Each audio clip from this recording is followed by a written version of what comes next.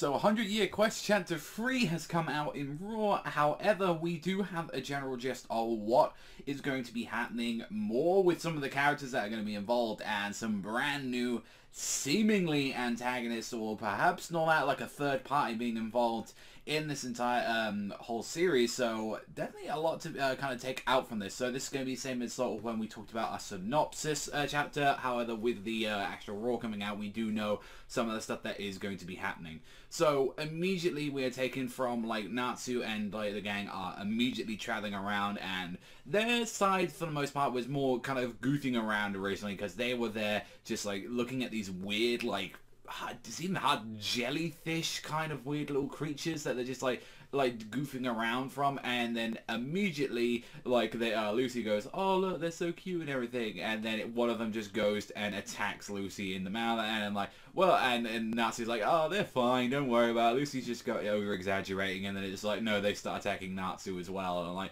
yeah, no, these things are a little bit weird. And Lucy after Lucy pretty much being very weirdly like attacked by these things, as like Wendy blows these things away. And it's just like their side of it was just more exploring the weird like continent of Giratina, like the Giratina, like kind of like what their weird little things are. Like they have like fishes with like weird like kind of little luminescent lights on there. There's like pigs with like antlers and like a whole bunch of weird stuff and all that, compared to like how it is in Ishgar. And when we finally go back to how they were originally talking with Elsevier, like he is talking about sort of more about the remorse about like, you need to understand about what is going on with these 5 dragon gods. Like you kind of need to take this a little more seriously. You need to understand it. Like he has a bit of regret saying like asking like young people like this to get involved in such like a very dangerous kind of affair. And we see like they are traveling around, they are enjoying themselves, and this later leads on to with how they're discussing it, is that we get to see a different side as they arrive to some seemingly continent. But here's another party though. We have the Gargiel, Panther Lily, Juvia, and Levy are getting involved in this as well. Although there's a weird picture of them like both looking like detectives. I'm not gonna lie, Gargiel looking a little pimp with the hat. Like he's looking pretty sly and like pretty cool. I won't deny that.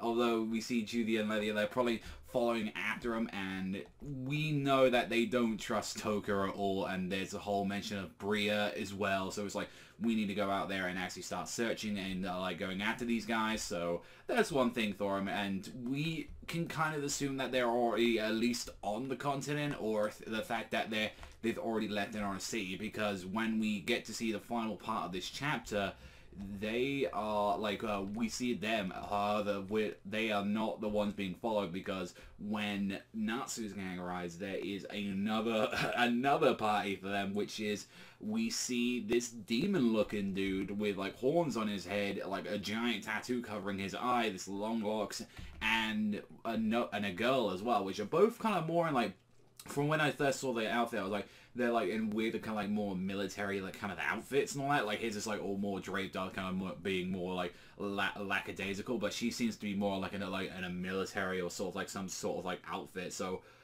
we want to know what is up with these characters so far. Like, are they antagonists? Are they going to be helping? Like, what is their relation then with the 5 dragon gods, and especially with this city? So interesting that we're going to be seeing these guys immediately. Like I was surprised that we're going to be getting some brand new characters just straight away, considering that we've just seen Toka and a bunch of them. How we do see like they are like just observing them from the top of the building, and he doesn't seem to care. Like, however, his eye is really completely different though. Like when we have a look at it, it kind of looks a little dragon-like. So maybe there might be a humanoid form. We don't know as of yet. Like we've seen Actologia have humanoid form, so it'd be interesting if he is one of them or not. But we're gonna have to wait and see like what exactly is gonna go down in the next chapter, and once this is fully translated. So I want to know what you guys especially think with this chapter, since it's been pretty crazy for some of the stuff that we've been seeing with 100 Year Quest. So let's see what you guys think. That's all from me. That's all for the Synopsis. We'll get a full review when it comes out.